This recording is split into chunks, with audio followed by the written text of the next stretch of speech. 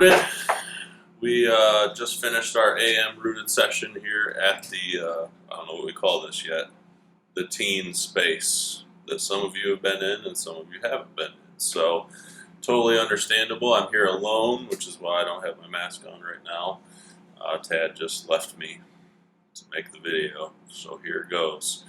As you can see, we are talking over Matthew 1:1. Now, it's not really just 1:1, but we're actually going to we only discussed the genealogy today. And by a show of hands, how many people love the genealogy? We don't. But I want to show you something today that I think makes the genealogy exciting.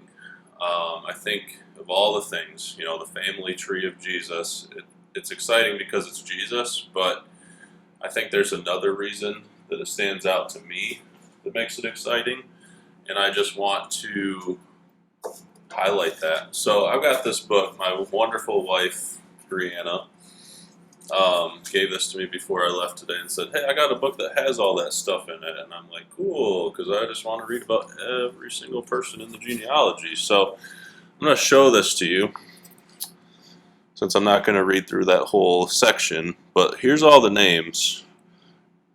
There you go. Every single one in that genealogy. Now, we went through as a group, and we determined that we could all probably give some background on like 13, maybe 15 of those names. So like we know the Abrahams, we know his immediate lineage. I'm going to look at right now and just poke at a few that we do know. Nathan, David, obviously, and some of his family line. Joseph, Mary, like we know the ones that it kind of ends with before Jesus is born. But I don't know who Salmon is. I know what a salmon is. I don't know who it is. I don't know who Sheila is. I kind of know what Canaan is. I know some of these. I don't know all of these. And some of them I can't even pronounce. Zerubbabel. Can't even pronounce it right. But it's in there, and it's important. So what I wanted to just kind of highlight with the people that were here today and then with you is that this lineage is important because it shows not just the proof of Jesus being exactly who he said he was, but it also shows that we could be in that lineage, and we are still in his lineage now, and we're covered by him. And so the big thing that stands out to me, you have some notable people in that lineage, like David, for example. But what do we really know about David? Some good things, some really good things. We also know some really, really, really bad things about David. So we know that he cheated. We know that he murdered. We know that he had some ugly things happen to him, and some things that haunted him, some things that brought him despair and remorse, and brought him to very dark places. But yet,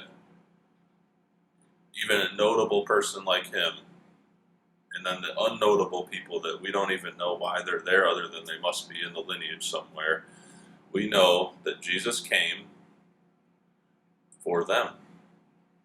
And so I think it's important to know, like, if you put your name and you put yourself in that lineage somewhere, it doesn't matter if you're notable.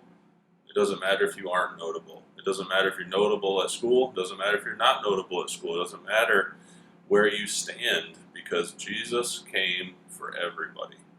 Came for you, came for me, came for the notables who actually just made as many mistakes as we did, and came for people that we don't even recognize now. Came for all of us. So there's so much hope in this lineage, and we read through it usually and we're just like, holy cow, look at these names that we don't understand, and look at all these people. But it's a good thing, because we fit in that picture of Jesus covering all of us, everybody's covered. So just wanted to encourage you guys with that today. Wanted to encourage you encourage you with the fact that Jesus doesn't mind being associated with you. He doesn't mind being associated with me. He doesn't mind being associated with the notable people like David. He doesn't mind being associated with all the unnotable people that we don't remember. It's everybody. We're equals in his eyes. It doesn't matter if we have the past of David or not. He came for you. He came for me. So I want to highlight that as much as possible. As we start Matthew, we're going to dig through it. We're going to go through it. We're going to see these amazing teachings from Jesus. But even this gives us a lesson as to what Jesus is really about and what he really cares about. And that's you and me being with him forever. So just an amazing thing. So here's my challenge to you guys. If we can pull even that much out of a bunch of lines, a bunch of people, a bunch of names, if we can pull that much and know that much from reading that, then my guess is if we all sat down and dug into our Bibles, started reading Matthew together, we'd probably come up with a lot of really good information together by reading this. So my challenge to you would be read through a few verses at a time. We don't have Rooted next week because we're doing communion, but the following week, let's dig into the next maybe 5, 6, 7, 8 verses, and let's see what we can pull out together, okay? So that's my challenge for you. I believe we can learn from every single part of this, even the genealogy, even the Ancestry.com part of the Bible. So let's see what we can learn together. And we're not looking at big chunks. I'm not asking you guys to read a chapter a night or a chapter a day or anything like that. Let's read some of it together. Let's come here or meet us here online like we're doing right now. Let's talk about it. And let's dig in and see what God has for us in that. So anyway, for those of you that are at home or maybe just couldn't make it this week, we miss you guys. We understand. We know this is a very strange time to be doing church, which is why we're still recording these videos. And we love you. We care about you. And we want you to be involved with this no matter if you're here in person physically or if you get to watch this afterwards and comment and whatever else we do. It's all working together so that we can still be part of this church together and part of the body of Christ and part of this mosaic. So thank you guys for chiming in. If you were here today, thank you for chiming in. If you make any comments about the video, thank you for everything you guys do to be a part of our larger body of Christ here. We're praying for you guys, and I believe that's it. So if I see you guys next week, it'll be for communion, which is great. If I don't see you guys next week, hopefully we'll see you in some way, either virtually or physically the following week.